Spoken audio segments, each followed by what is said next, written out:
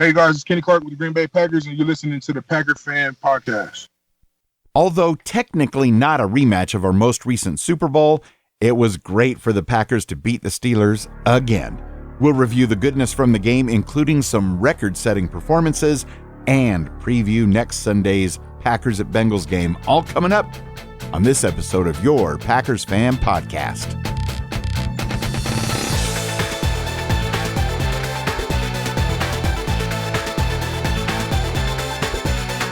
What's up, everybody? I'm Scott Clark from The Gaming Outsider, and boy, does it feel great to not be on the edge of my seat for a game this season.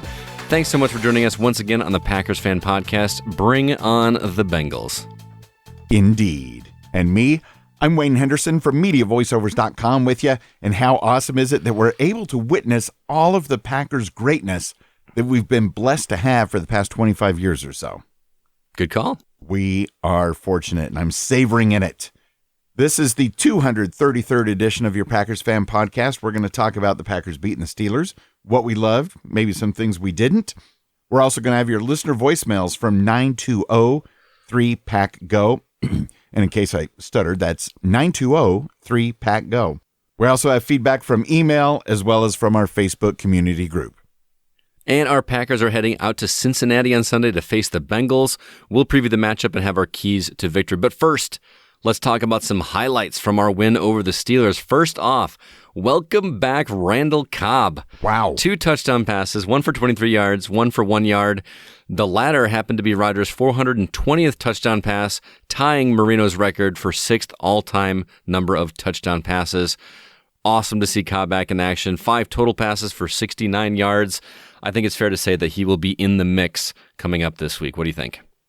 Oh, he has to be. It did take a little while to get him into the groove, but considering he was with another team just a month or so ago, I guess we'll take the time. And it was amazing. I think the Packers heard one of your keys to victory.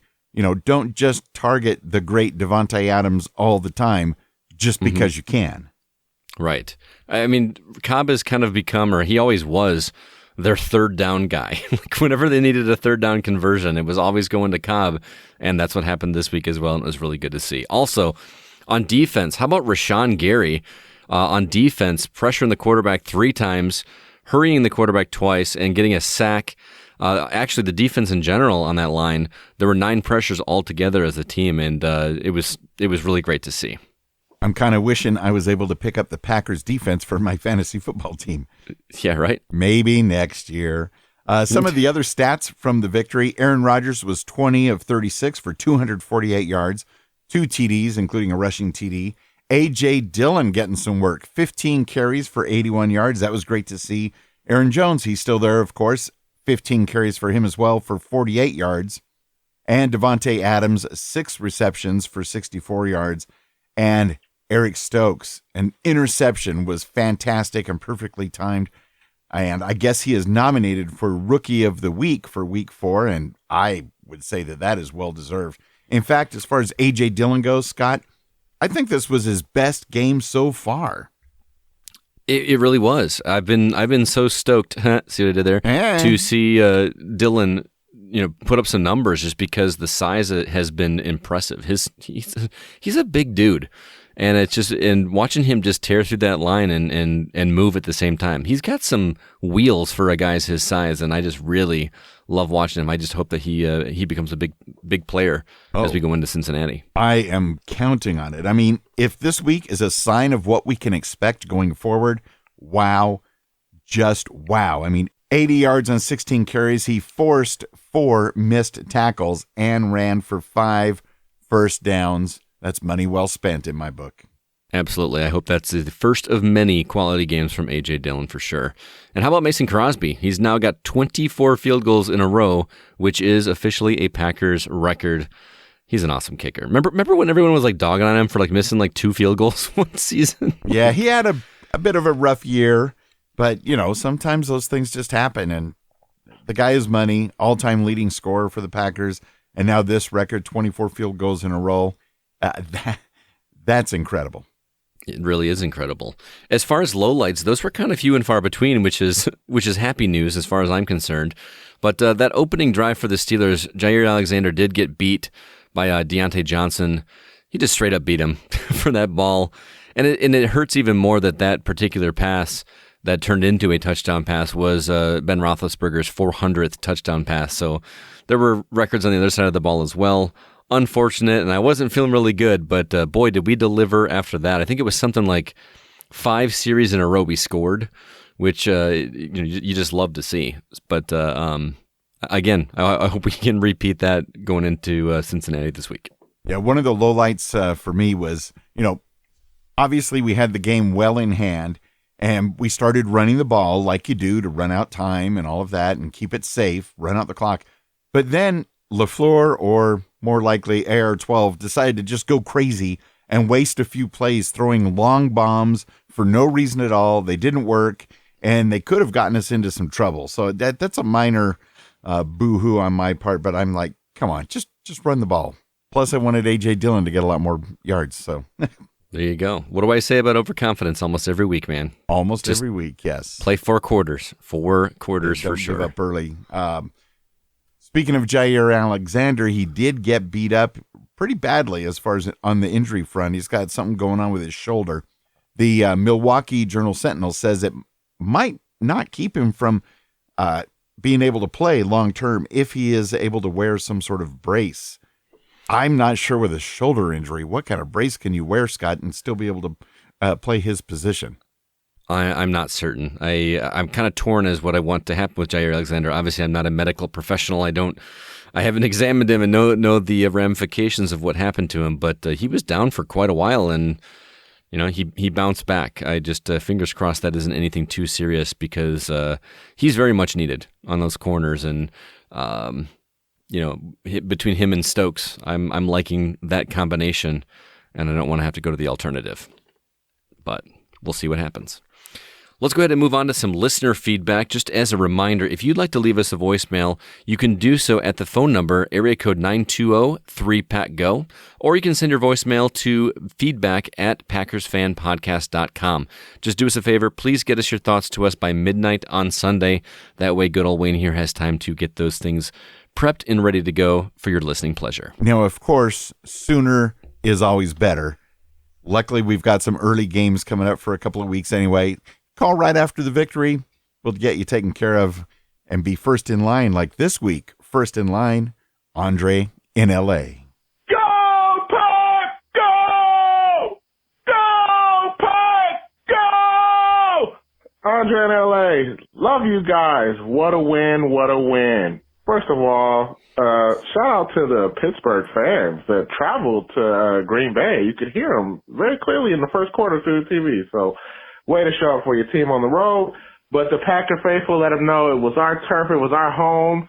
Much, much love to the O-line. I know Randall Cobb, we can't talk enough about him, but we got to talk about the O-line that not only protected Rodgers for the most part all day, but allowed Dillon and Jones to get some hard yards running. They didn't have a bunch of yards overall, but together they really chewed up the clock. Even there was a lot of 4-yard runs, a lot of 6-yard runs, a few 10-yard runs.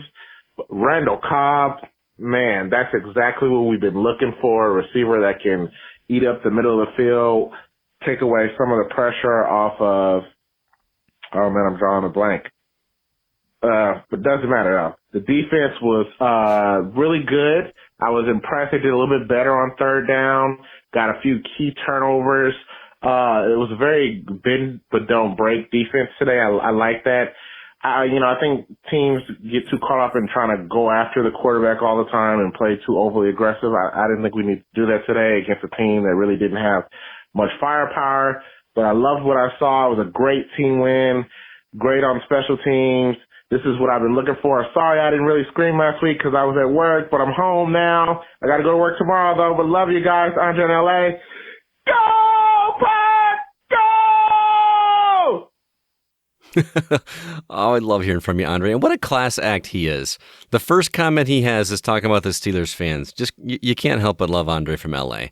I love what he said about the offensive line and the protection. That's one of the things that we didn't talk about in our highlights. I was noticing when I was watching the game, the size of the pocket that Aaron Rodgers had to play around in was very, very small.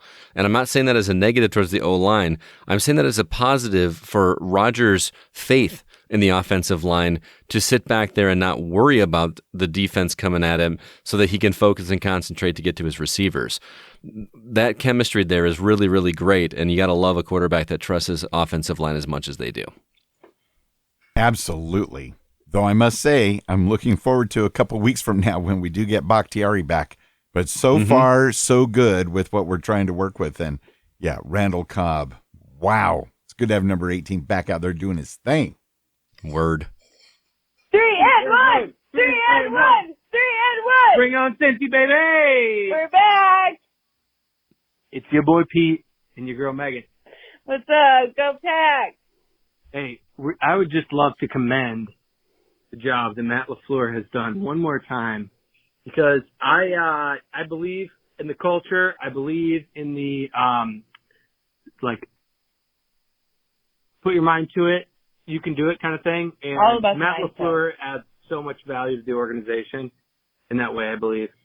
So it's good to see him rally. I personally love the anecdotally point where he jumped over after Eric Stokes picked off the ball from Ben Roethlisberger to basically end the game. And Matt LaFleur personally ran down the sideline to shake that man's hand. It's like a welcome to the club moment. Eric Stokes for sure has a bright future with the organization. Good to see him get some time while Kevin King's out, obviously. But, man, lots to be excited about. 100%.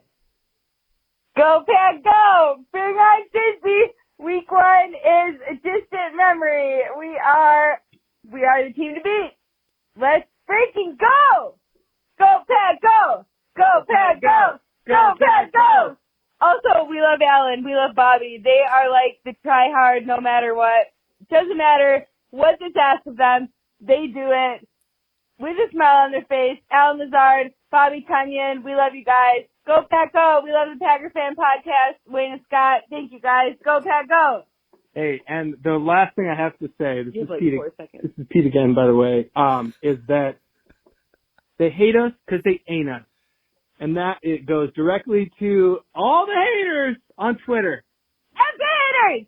Go Pack, go!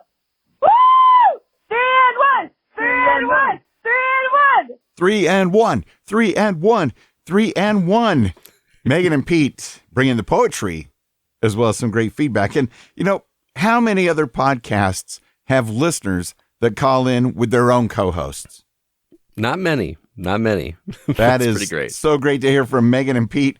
Props to Coach LaFleur. And I missed the part where he ran down the sidelines to shake Stokes' hand after that awesome interception. I did not see that as either, but you can't help but love Coach LaFleur. He gets a little hot under the collar now and then, but he's a class act. Hey, we need him as a coach, and he's still on pace to be one of the best ever in the NFL. And even though the Cardinals are undefeated, I'm going to agree with Megan and Pete that we are the team to beat. I'm glad you brought that up because I was gonna mention the Cardinals as well, but we got them in 3 weeks. Yes, hopefully they're still not undefeated at that point. That'll be our toughest challenge yet, but that's going to be that will probably be the game of the week. I would imagine, even though it's on a Thursday night. Oh well, never mind. I wish it was not on a Thursday night, but that's how those things go. Megan added a text message right after the voicemail saying, also wanted to give a shout out to the defense because they show what it takes to be there right when we need them, and they're consistent. Sure, the third quarter was a little bit brutal, but overall, I was more impressed than I have been so far this season, especially considering the injuries. Well said. Go, Pack, go! Go, Pack, go! Hey, guys. Jared in Colorado. Oh, man. I'm loving it. Each week we get past that awful start to the season, the better the team is looking. I'm having a heck of a lot more faith in the defense. I think that Joe Barry is doing a good job at listening to LaFleur. I think Scott mentioned a couple of weeks ago or earlier, one of the earlier episodes, that one of the things that really sets Barry apart from Pettin is that he's willing to listen to feedback and adjust. And I truly think that a big part of this win tonight was the defense pretty much just playing lights out that entire second half when the offense was starting to really struggle to really kind of make some things happen compared to what they were doing earlier in the game. But either way, man, sometimes it's what it takes. I mean, I think overall, as we get down the stretch especially, it's going to take all sides of the ball to really play their best football, especially this 5-game stretch. We got 4 of our 5 games over the next 5 weeks being away games, and they're all against tough opponents. I mean, we got the Bengals aren't necessarily the Bengals of old. They're looking pretty good. Bears games. I mean, divisional matchups are always tough. And then we got Washington, Arizona, and the Chiefs. I mean, it's going to be a tough stretch, and I think that makes this win all the more meaningful and important. I think as long as the Packers can figure out a way on offense to just really keep the foot in the gas. I think there was a lot of opportunities today for the team to really run away with it. If it wasn't for some slight miscommunications, between Rodgers and the receivers, and even Rodgers hitting some passes that he normally makes. But I'm not going to hang up too much on that because overall, I mean, the offense played really well against a really tough defense. That's what I'm loving about these last 2 weeks. Pittsburgh and San Francisco are not defenses to shake your heads at. They're tough defenses. They're the reasons why both those teams honestly stay competitive, and the Packers have shown they can keep up. So, yeah, a lot of good things. Love seeing Randall Cobb in a Packers jersey again. Love seeing him, just lighten it up once more, having one heck of a game. And honestly, I would not be upset if Eric Stokes ends up being the starter, even after Kevin King comes back healthy. I think the more he plays, he's got to clean up some of the penalties, although I'd argue some of those that's been called against him have been questionable, but regardless. All right, I think his voicemail cut off a little bit early there, but Jared, thank you so much for the voicemail. Do appreciate it. I agree with you. The further we get away from week 1, the better. I like what he said about keeping his foot on the gas, especially going into those 2 tough matchups we've got coming up after the Bengals, after Chicago, and after Washington. We've got the Cardinals and then the Chiefs. I'm really hoping that's not going to break LaFleur's streak of not losing 2 games in a row, because I don't want that streak to be broken whatsoever. I think the Bengals and Chicago should be very manageable. I think even Washington will be manageable, but those 2 after that's going to be interesting for sure. Joe Barry, I'm impressed with his coachability. I think I talked about that in week 2, maybe, and Jared agrees with me there very much. So yeah, and the defense. I'm not in love with the defense. I still have some issues with some missed tackles and some things happen in the secondary, but that's football. It's not going to be perfection. But what say you, Wayne? I agree. I would like perfection on the defensive side because that would help me to relax quite a bit. But so many players are doing great things, and don't forget about all the good things Kenny Clark was doing, especially in the first half, saving our bacon, as some people would say sometimes. So it's all good. People are stepping up when they need to. LaFleur is not going to lose 2 games in a row. They are going to be tough. Luckily, even though we play that Cardinals game on a short week, we get a little more breathing room before the next hard game. So got time to prep. Wayne, from Texas. Well, it was a good game for the Packers. Once again, good performance by the defense and offense.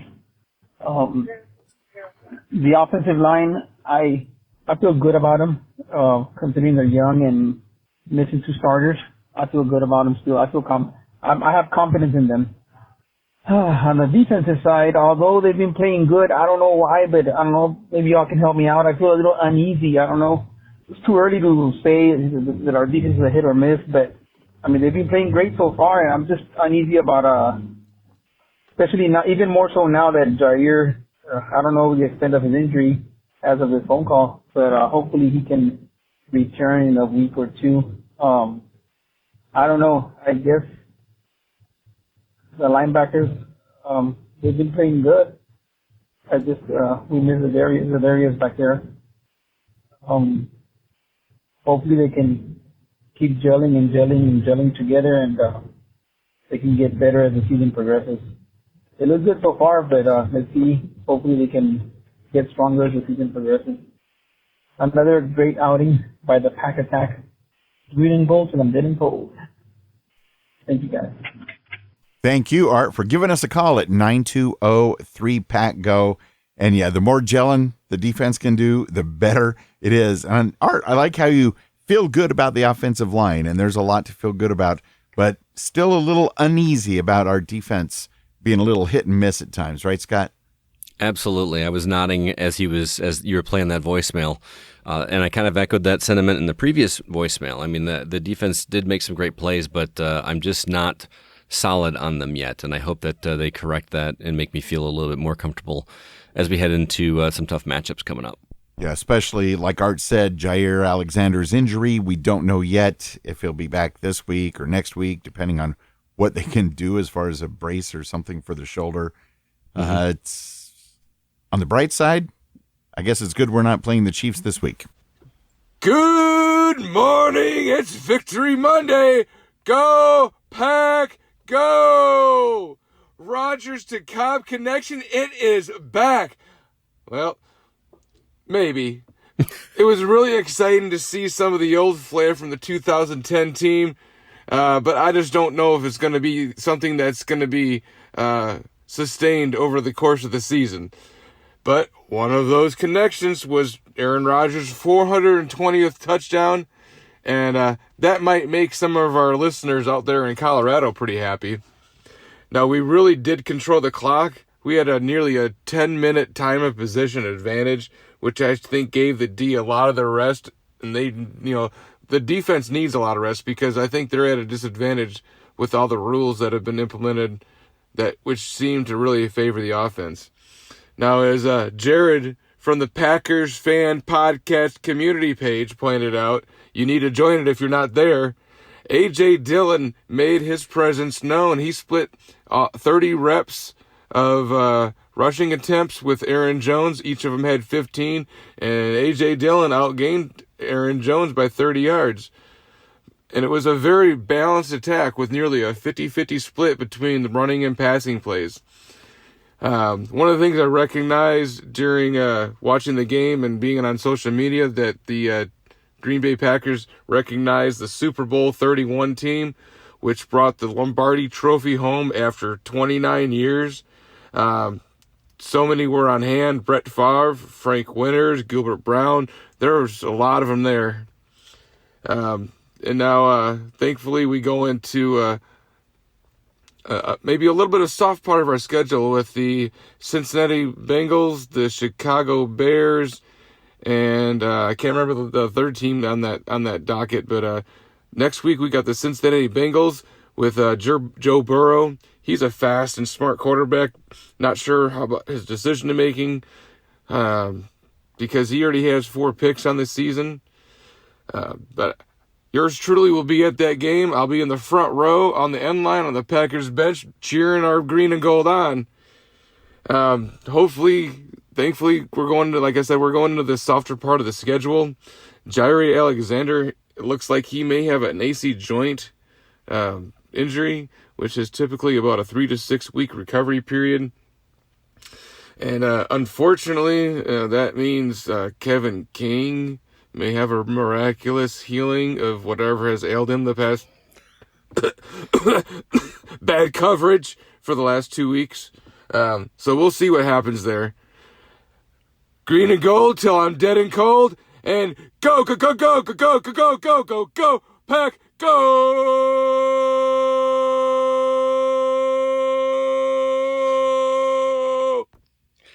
Thanks so much, Dan. Love that Go Pack Go. How awesome is it that Dan is like pimping our own podcast for us in community? That's really great. Thanks so much, Dan, for that. I do appreciate it. The Bengals could be tough for us. I think we've got some things in our advantage. Joe Mixon could be injured, so that we've got that possibility going for us. The fact that you're going to be there in the front row, though, man, I'm going to have to look you up on Facebook and see what you look like, so I can try to scope you out. And if you're actually in the front row, I'm going to see if I can see you on TV. That'd be pretty cool. Well, even if you aren't able to see him there, I have a feeling, based on his voice messages, you will be able to hear Dan over your television coverage. There you go. Yeah, as another positive that I didn't bring up, that neither of us brought up, was the clock management. 10 minutes more time of possession. Anything to keep that defense off the field. I feel like our defense plays so much better when they get adequate rest throughout the game. So that was definitely a plus. And that Rodgers and Cobb connection is back. I'm not so sure what he meant about the maybe. Yeah, I guess that's fair, because it was one game. It was one game, right? But anything to give Rodgers more targets. I like it when he spreads the ball out more instead of just throwing to Adams. Can we get it to Tunyon once in a while, please? My fantasy football team would thank you. And so would Megan and Pete. Oh, yeah. Bobby T, right? 3 to 6 weeks for Jair. I really hope not. Oh, gosh, I hope not. Please, please no. But also, Dan, thanks for bringing up the fact that the Brett Favre era Super Bowl team were at that game. I saw some of the photos posted online and a little bit of footage here and there. It was so good to see those guys again, because that was another magical time period for the Packers. It really was. That Super Bowl was such a great time. Super Bowl 31, 1997. I was 17 years old, watching with my parents up in Whitewater, Wisconsin. Remember it vividly. And I was watching it here on TV. It was actually a really cold, rainy day here in Southern California. So we had the hot coffees and just bundled up and watched the game. And it was just every moment. I think I might have driven my wife a little bit crazy, because, we'd all been waiting a long time for the Packers to be back in the Super Bowl. And I was watching the pregame coverage starting at like 7 a.m. Oh, wow. She's like, how much longer? Oh, this goes all day. I don't know if I think I sent you a text message earlier this week. My dad actually mailed me a copy of like the Milwaukee Journal-Sentinel from the day after the Super Bowl that he had saved. And, there was like a Sports Illustrated with Favre on the cover. He's holding the helmet up in the air with a big smile on his face, and another Packer book. So, kudos to my dad for finding some of that old stuff and sending it my way, because that makes for good memories for sure. No doubt. And for those who are in the know, now would be a fabulous time to boost some stats if you're enjoying the podcast and one of those newfangled podcasting 2.0 players. Just saying. Now, we did have our poll in the Facebook group and at PackersCommunity.com, as well as on Twitter. Who is your Packers MVP from the win over the Steelers? Some easy choices to throw out there for you to vote on: Randall Cobb, Kenny Clark, A.J. Dillon, and Aaron Rodgers. Would one of those four be your MVP from the game, Scott? I'm going to go with A.J. Dillon. I know that I've just kind of had high hopes for him since we drafted him, but it was great to see him kind of break out, and he got some very key first downs and is solidifying our running game. But between him and Aaron Jones, we've got a formidable force there, and to me, he's the MVP. Solid choice. For the first half of the game, I was thinking Kenny Clark, but because he did so many things that really helped out the defense.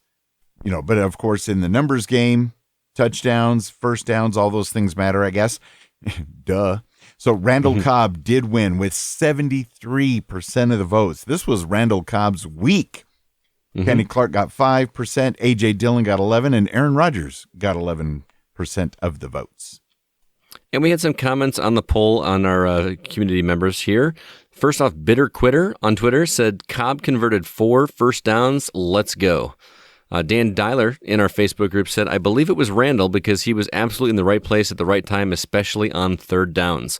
When the head coach of the Steelers specifically called him out at the halftime interview, he's Mr. Johnny on the spot. This is not Dan anymore. This is Scott talking again. Speaking of Mike Tomlin, do you remember the one time that Rodgers tried to draw them off sides and Tomlin called a timeout right before it happened? Yes. The look between Rodgers and Tomlin was priceless. I want to go back and see it because Rodgers was grinning ear to ear with this look on his face like, I almost got you. And Tomlin just gave this serious, like half smirk look and then did an upward nod like, yeah, you almost did, but I didn't. I didn't do it. I just thought it was such a great exchange because you could tell they were looking at each other. It was awesome. Yeah, both of them have been playing the game so long that, just a little nod or sign language can really tell the tale. Steve on Twitter voted for Kenny Clark, saying, Kenny Clark and his fellow defensive lineman Kingsley Keke. I love the defensive performance, even after Jair went out.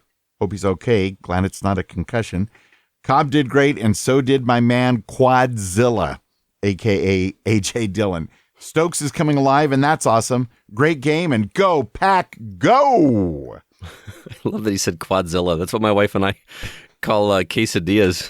You get an extra large quesadilla, it's called a Quadzilla. I don't know why. I think A.J. Dillon has taken that nickname for all at this point. That's fine. He's probably eats several quesadillas.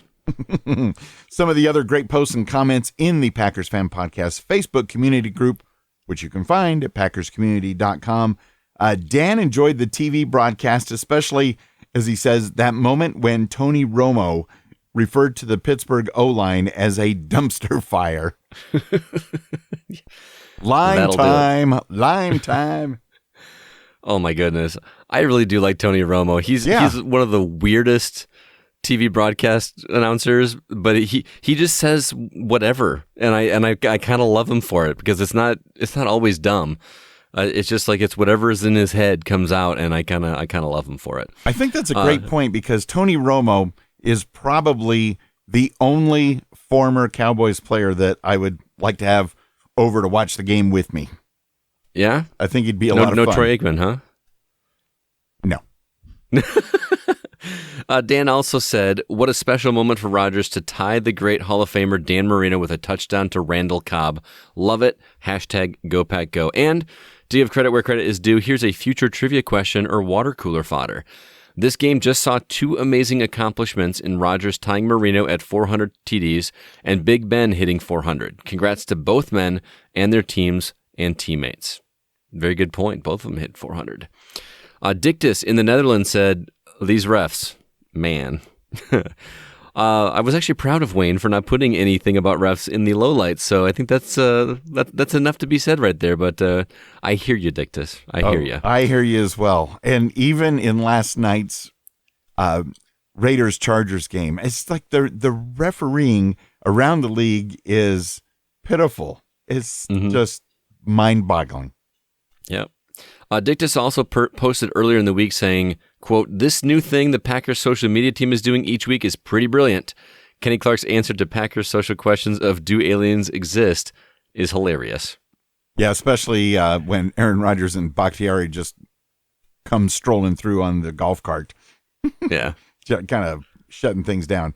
And Scott, you even had your own personal type of a poll in the Facebook group the other night after the victory.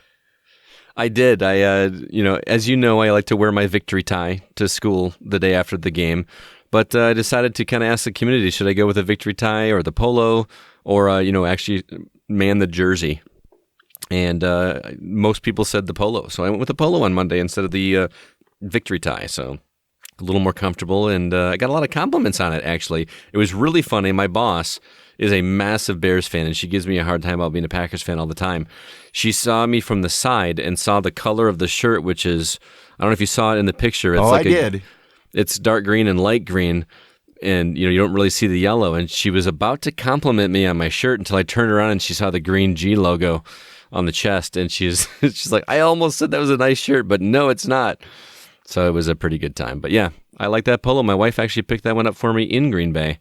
And it was the second time I wore it. Really like it. So thanks for the feedback, guys. That was pretty cool. Maybe I should get everyone to pick my outfit for the next day afterwards. It would be fun if we lose. Have them tell me what I'm going to wear on a losing day, since I can't wear anything Packers, obviously. Well, you may not get a chance to get that kind of question answered this season, but it's good to have it in your back pocket. I hope so. Well, let's move on to emails. First one says, Wayne Henderson and Spicy Scott Clark. Go Pack Go. Go Pack Go. Go Pack Go. I'm not going to read them all, but he says Go Pack Go several times. Stephen Verheeren checking in from Palace Park, Illinois, where the Chicago Bears still, yes, Scott, I wrote that. I have a feeling that gets edited out, but he did write, It does. Big congratulations to Aaron Rodgers on his 420th career passing touchdown to tie Dan Marino, and also big congratulations to Eric Stokes on his first interception, helping the Packers win by a score of 27-17. Now, for the Packers' next game, which they return to the road to play the Cincinnati Bengals in a noon Central Time game, which for Wayne Henderson will be his favorite game time, where it is 10 a.m. out there his time. And the Packers' next 3 games are all noon games Central Time. The Bengals will be an interesting game, as one team will improve to 4-1 and the other will fall to 3-2. I know that this is the Packers Fan Podcast, but what are your thoughts on the Bears getting closer to leaving Soldier Field and moving to Arlington Heights, where Arlington International Racecourse currently is held? Okay, I'm finally going to check out for now, but as always, I can't wait to hear the podcast. Stephen Verheeren. Thanks so much, Stephen, for the email. The Bears moving to Arlington Heights, for me, that's actually a good thing, because if the Packers do play the Bears there, it's actually a much easier drive for me. Arlington Heights is on this side of Chicago, so if that does happen, I got a bunch of Bears fans that I would like to go to the game with. It is a pain in the butt to get to Soldier Field. It's not fun. I do not like driving in Chicago, so the idea of that is good. I couldn't imagine rooting for your team and going to that stadium and then them just like uprooting and building another stadium. I don't know. You going to call it Soldier Field 2.0, or what are you going to do? There's so much history there. Yeah, I don't think they can. And I am flabbergasted that they're even thinking of leaving Soldier Field. It's just one of those combinations. They haven't played there forever, but it is still pretty iconic these days. And it is built on a landfill, so, Yeah, but I'm sure a lot of NFL stadiums are. Yeah, I know. A couple of the ones that are no longer used by NFL teams kind of became landfills. There you go. And then reused. But didn't the Bears try to move to Arlington Heights like in the 70s? I don't remember. I wasn't around, Wayne. Fine. Fine. I can't believe you live in the area, and I seem to have recalled hearing way back in the day the talk of them leaving Soldier Field, and it's just weird. I will have to ask my good buddy Chris, who is a massive Bears fan, about that for sure. But could you imagine Green Bay like just uprooting and not playing at Lambeau anymore? That just doesn't. That would make me so angry. Yeah, but it doesn't seem like most Bears fans really care. Or I'm kind of out of the loop. I don't really know. No, they're not happy. They're not happy, man. Being around them, they're not happy for a lot of things. 1985. Woo woo. Hey, Wayne and Scott, this is CCR from Green Bay, Wisconsin. What a great win. We're so happy Aaron Rodgers ran for a touchdown and Randall Cobb had 2 touchdowns. Again, there were so many missed calls, especially the tripping play by TJ Watt. Although we did win, there were a few things we have to improve, like the pass rush, as well as the secondary on our defense. Great win either way, no matter what. Go Pack, go. Bleed green and gold till dead and cold. Caleb, Kathy, and Roy Fisher. Thanks for your email. Yes, thank you to everybody for all your calls, emails, comments, and support. It's very humbling that you guys take the time to make those calls, write those emails. We do appreciate it. If you would like to join the Packers Fan Podcast Facebook community and be part of that conversation, head over to packerscommunity.com. You've got to check out the game day live game discussion thread.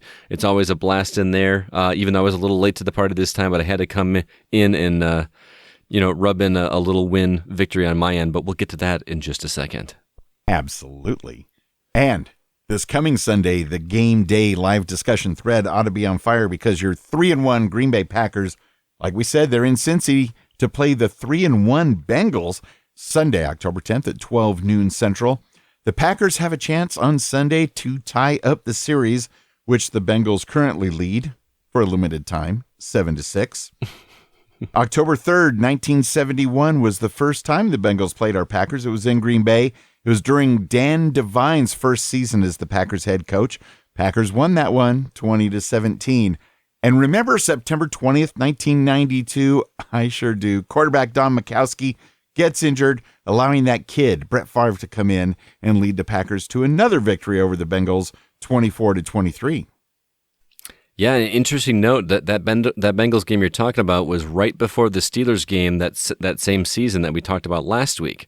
So that season it was the Bengals game and then the Steelers game. This season it's the Steelers game and then the Bengals game. So this time we beat the Steelers first. So hopefully it will be a repeat, but obviously without the Rodgers injuries. Knock on wood. Also, there was a 2005 game between the Bengals and the Packers where a Bengals fan stormed the field and snatched the ball from Brett Favre's hand after he hiked the ball. I actually watched the video of it this afternoon. He ran a good 40 yards before him being tackled by security. That was kind of fun to watch. I highly recommend going and checking out that YouTube video. I did not remember that happening, but it was pretty funny. I vaguely do remember that happening now that you brought it up, Scott. I mean, that is crazy that it could ever be allowed to happen. In 2005, no, it wasn't that long ago, but I bet if somebody tried that today with all the heightened security and everything else, I don't think anybody running onto the field and grabbing the football is going to get more than 10 yards, maybe 15 if they're really fast.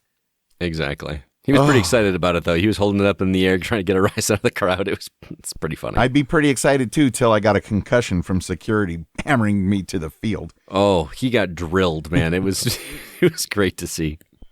Oh, Sunday afternoon's weather in Cincy. It's going to be a bit cloudy with, believe it or not, a high around 80 degrees Fahrenheit, about 23 degrees Celsius. I mean, even here in Southern California, autumn has started to come in. We may not see the 80s again for a few weeks, and in Cincinnati, they're going to be toasty.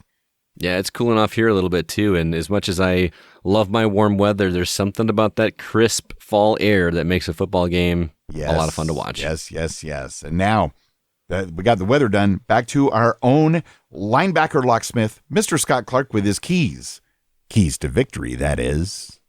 Yes, here are my keys to a Packers victory over the Cincinnati Bengals. First off, we need to tighten up the secondary. With Joe Mixon potentially sidelined due to an ankle injury, I'd expect Cincinnati to focus on their passing game this week. Joe Burrow has thrown 2 touchdown passes in each game this season, so there's no room for sloppiness on pass coverage. This is where Stokes will really be put to the test as he faces Jamar Chase, who has had a solid first 4 weeks.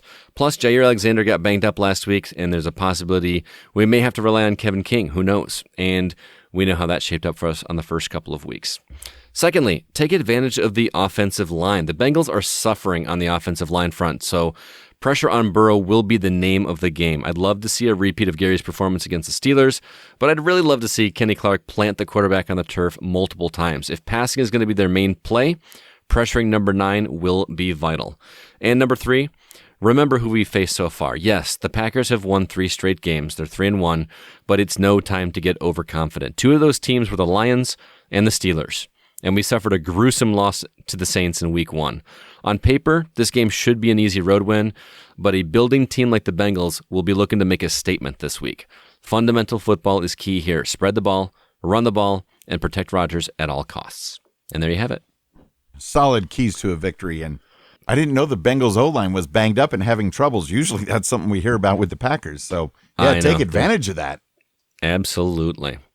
Well, moving on, Wayne, this is my time to shine a little bit here because our weekly Wager O Fun here with our predictions went quite well in my favor this week. And I think, has this ever happened, Wayne? I know I haven't been here for all 10 years of the Packers Fan Podcast, but has this ever happened?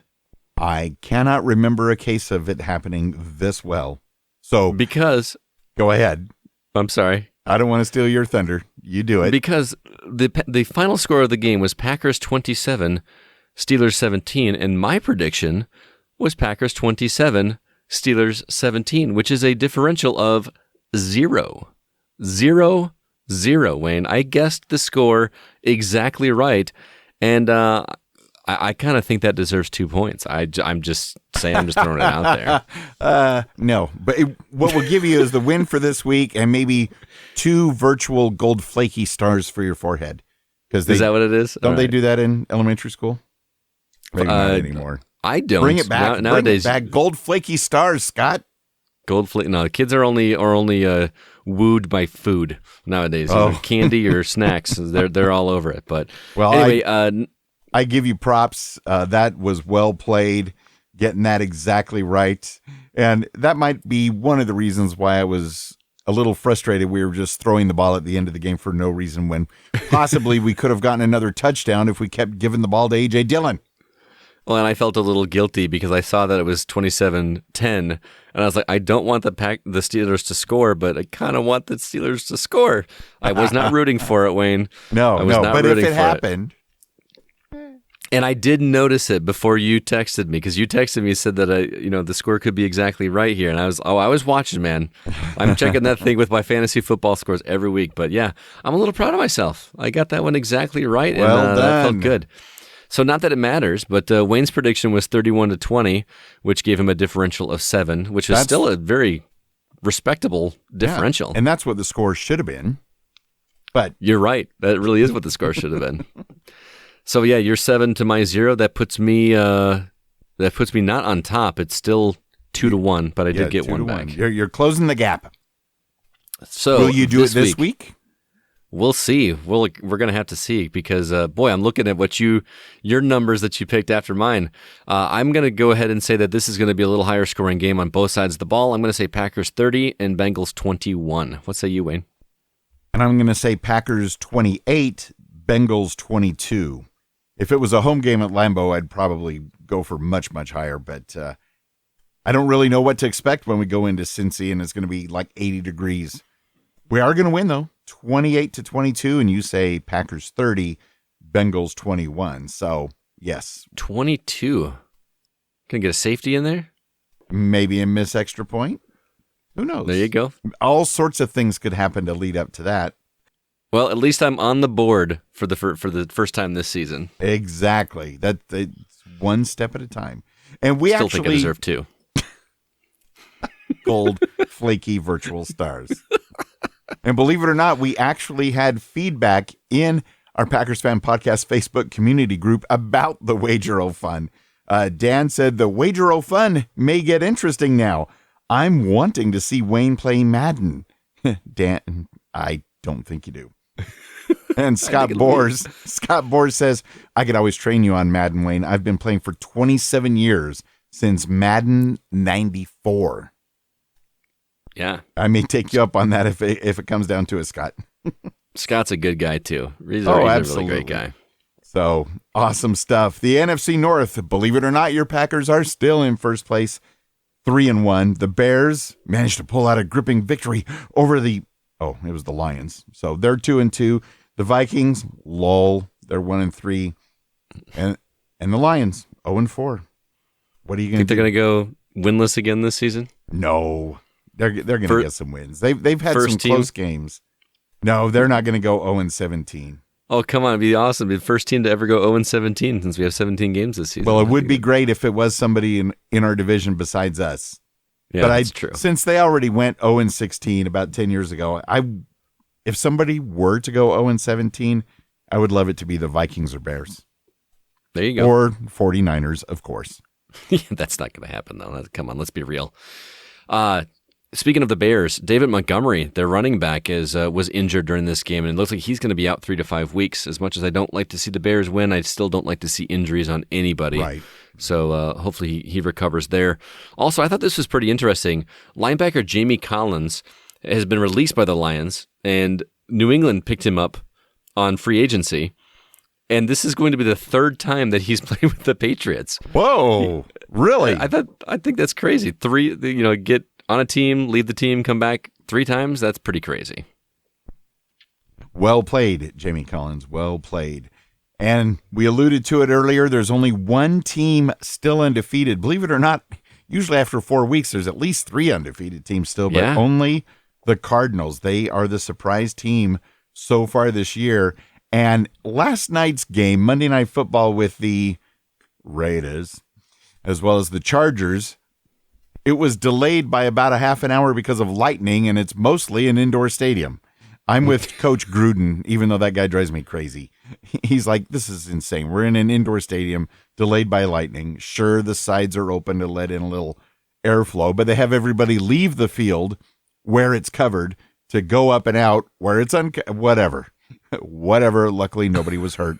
Though I'm sure because it was Chargers and Raiders and those fans do not like each other, I'm sure there were many fights. So hopefully nobody got seriously injured in those either. Fair enough.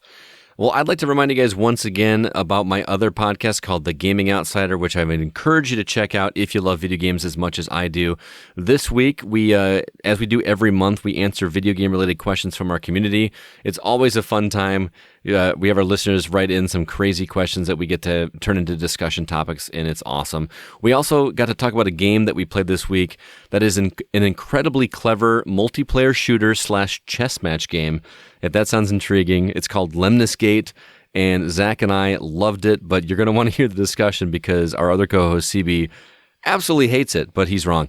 And It's an awesome game. I highly recommend you check it out. But if you'd like to listen to that episode, you can do so at the same place you listen to this podcast, or you can also check out our website, which is thegamingoutsider.com.